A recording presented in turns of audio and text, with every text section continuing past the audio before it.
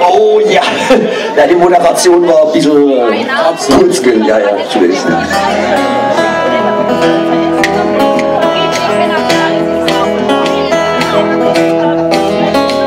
Jede Freiheit, wann sie kann, gern daheim ein geschickter Mann, den sie bei Zeiten dann und wann ach wohl übers Häse kann.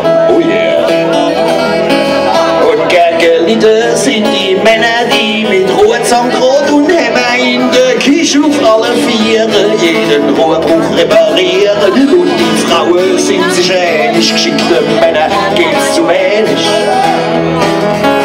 Es trinkt als wohlbekannter Chor jedem geschickten Mann ans Ohr.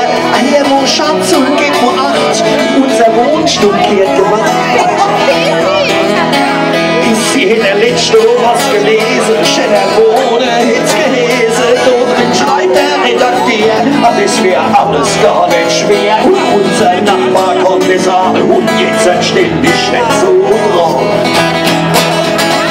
Geschickte Männer sind gesucht, wir sind immer ausgebucht. Man kann nie auf uns verzichten, es gibt immer was zu richten. Du bist nur das Maßmann, wo man wo alles kann. Ja, ich wahrscheinlich voll am Schluss alles selber machen muss.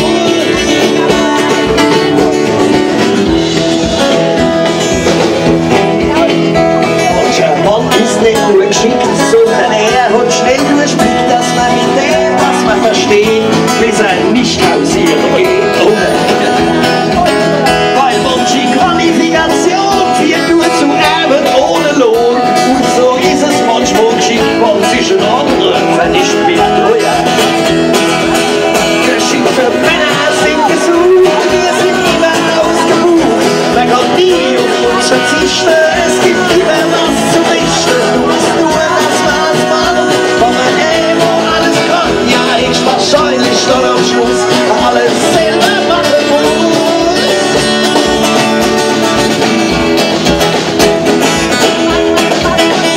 Oft kriegst du noch lange Tage, uns noch was aufgetragen, manchmal nur zum Fingerlarven, manchmal richtig zu Kaffee.